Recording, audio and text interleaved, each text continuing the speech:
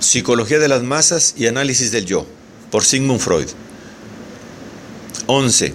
Una fase del yo.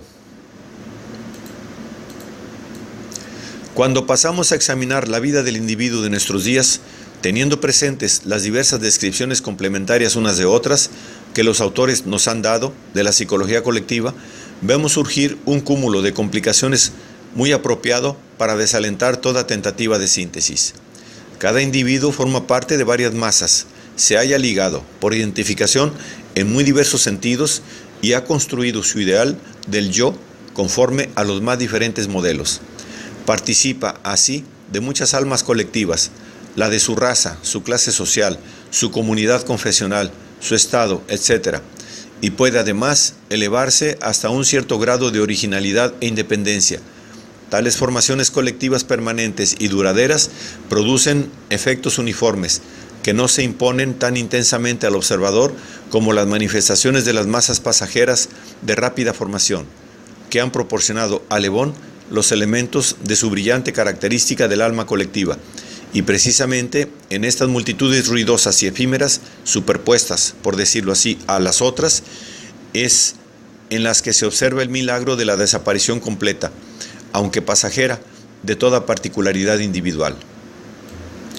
Hemos intentado explicar este milagro, suponiendo que el individuo renuncia a su ideal del yo, trocándolo por el ideal de la masa, encarnado en el caudillo.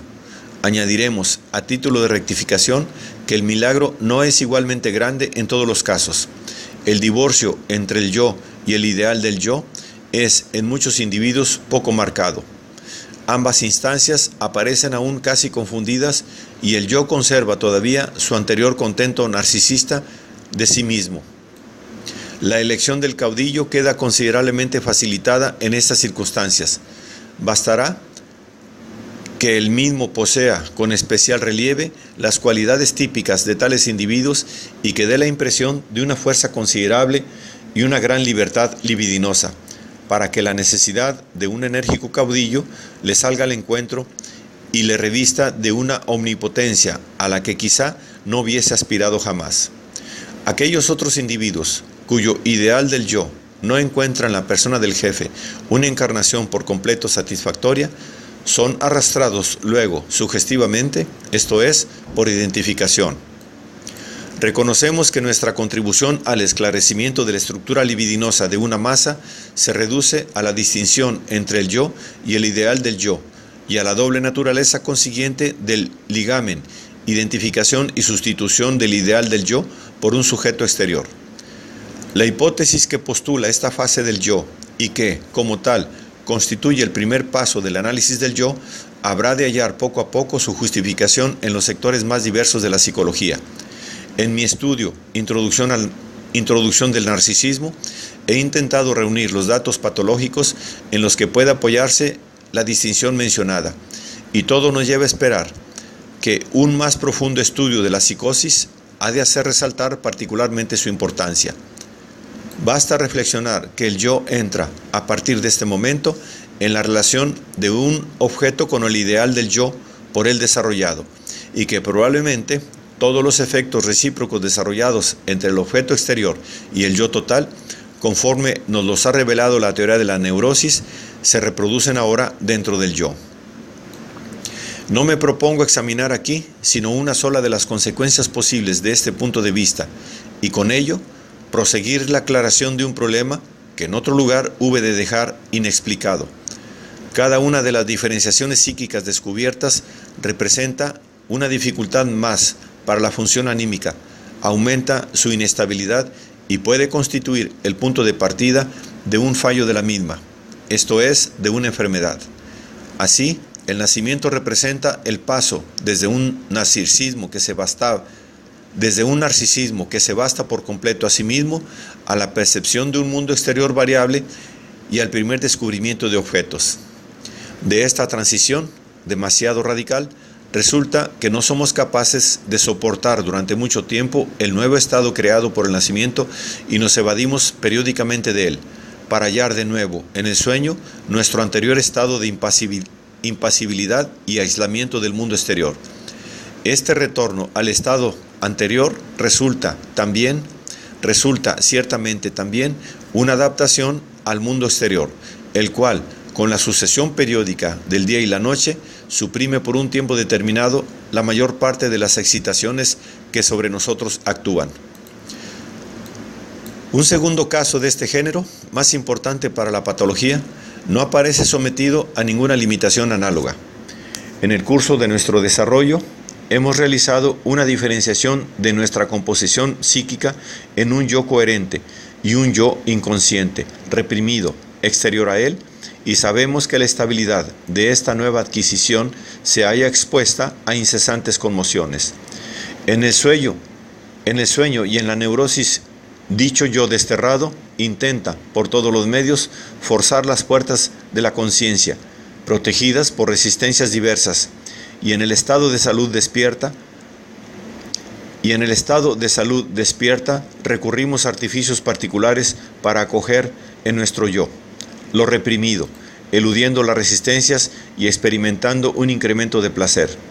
El chiste, el humorismo y en parte también lo cómico deben de ser considerados desde este punto de vista.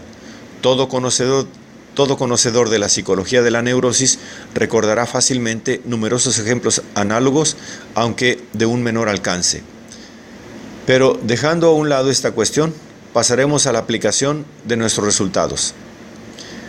Podemos admitir perfectamente que la separación operada entre el yo y el ideal del yo no puede tampoco ser soportada durante mucho tiempo y ha de experimentar de cuando en cuando una regresión.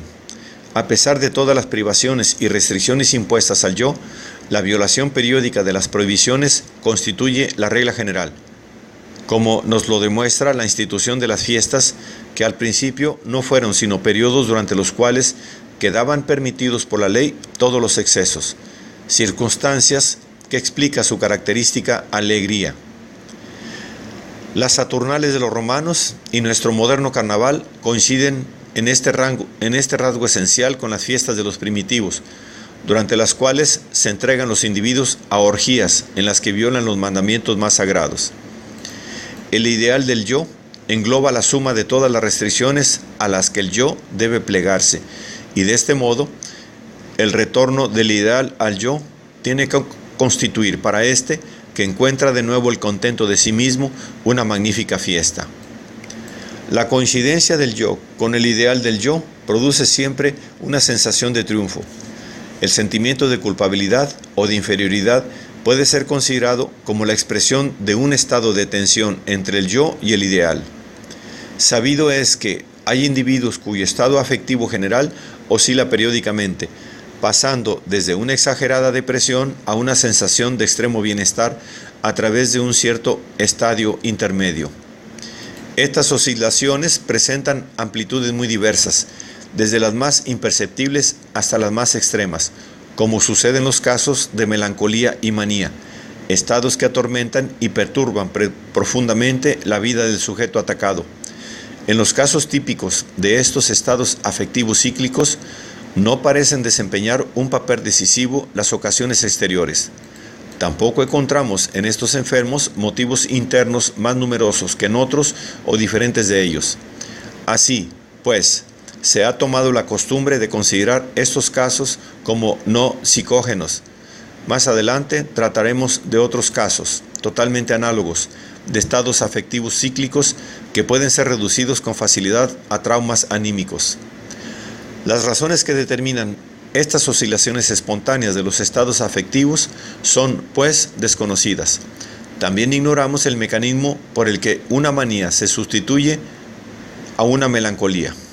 Así, serían estos los enfermos a los cuales podría aplicarse nuestra hipótesis de que su ideal del yo se confunde periódicamente con su yo, después de haber ejercido sobre él un riguroso dominio. Con el fin de evitar toda oscuridad, habremos de retener lo siguiente. Desde el punto de vista de nuestro análisis del yo, es indudable que en el maníaco, el yo y el ideal del yo se hallan confundidos, de manera que el sujeto, dominado por un sentimiento de triunfo y de satisfacción, no perturbado por crítica alguna, se siente libre de toda inhibición y al abrigo de todo reproche o remordimiento. Menos evidente, pero también verosímil, es que la miseria del melancólico constituya la expresión de una oposición muy aguda entre ambas instancias del yo, oposición en la que el ideal, sensible en exceso, manifiesta implacablemente su condena del yo, con la manía del empequeñecimiento y de la autohumillación. Trátase únicamente de saber si la causa de estas relaciones modificadas entre el yo y el ideal del yo debe ser buscada en las rebeldías periódicas de que antes nos ocupamos, contra la nueva institución o en otras circunstancias. La transformación en manía no constituye un rasgo indispensable del cuadro patológico de la depresión melancólica. Existen melancolías simples, de un acceso único, y melancolías periódicas, que no corren jamás tal suerte. Mas, por otro lado, hay melancolías en las que las ocasiones exteriores desempeñan un evidente papel etiológico. Así, aquellas que sobreviven a la pérdida de un ser amado, sea por muerte, sea a consecuencia de circunstancias que han obligado al líbido a desligarse de un objeto. Del mismo modo que las melancolías espontáneas, estas melancolías psicógenas pueden transformarse en manía y retornar luego de nuevo a la melancolía, repitiéndose este ciclo varias veces. La situación resulta, pues, harto oscura, tanto más cuanto que hasta ahora solo muy pocos casos y formas de la melancolía han sido sometidos a la investigación psicoanalítica. Los únicos casos a cuya comprensión hemos llegado ya son aquellos en los que el objeto queda abandonado por haberse demostrado indigno de amor. En ellos, el objeto queda luego reconstituido en el yo, por identificación, y es severamente juzgado por el ideal del yo. Los reproches y ataques dirigidos contra el objeto se manifiestan entonces bajo la forma de reproches melancólicos contra la propia persona. También una melancolía de este último género puede transformarse en manía, de manera que esta posibilidad representa una particularidad independiente de los demás caracteres del cuadro patológico. No veo ninguna dificultad en introducir en la explicación de las dos clases de melancolía, las psicógenas y las espontáneas, el factor de la rebelión periódica del yo contra el ideal del yo.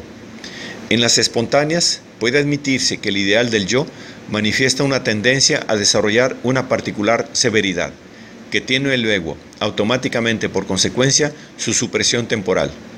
En las melancolías psicógenas, el yo sería incitado a la rebelión por el maltrato de que le hace objeto su ideal en los casos de identificación con un objeto rechazado.